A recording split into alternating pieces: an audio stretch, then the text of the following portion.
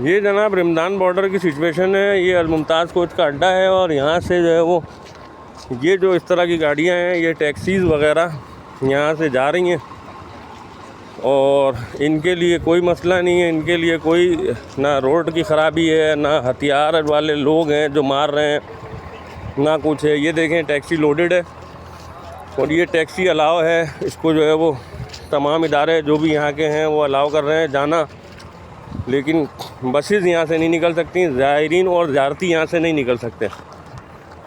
ये एक बहुत बड़ी प्रॉब्लम है और रमज़ान बॉर्डर पे यहाँ पे इतनी अच्छी खासी बसेस और सारी चीज़ें खड़ी हुई हैं, लेकिन कोई पूछने वाला नहीं है, कोई पुरसाने हाल नहीं है।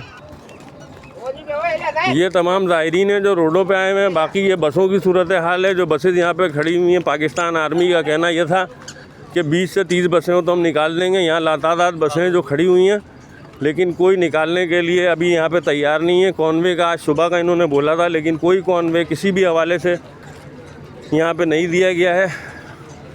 ये बसें हैं जो यहाँ खड़ी हुई हैं, लेकिन यहाँ से निकलने की किसी को इजाज़त नहीं दी जा रही है।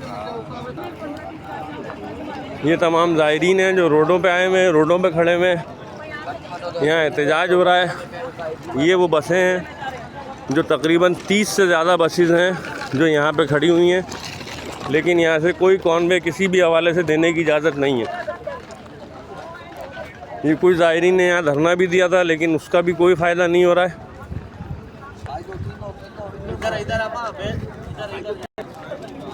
ये देखें, ये ज़ायरीन की तादाद है जो यहाँ पे धरना दिए हुए हैं, लेकिन इसका कोई फ़ायदा नहीं हो रहा है। ये जितना हो सके उतना अपने ग्रुप में शेयर करें, ताकि ये तमाम वो बसेज़ हैं जो यहाँ खड़ी हुई हैं, लेकिन किसी को कॉन्वे की इजाज़त नहीं दी जा रही है।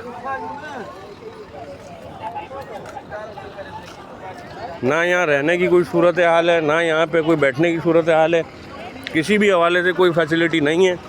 सिर्फ ये टैक्सियाँ जो किसकी हैं किसकी नहीं हैं, सिर्फ ये टैक्सियाँ अलाउ की जा रही हैं जिसमें बैठ के आप जा सकते हैं।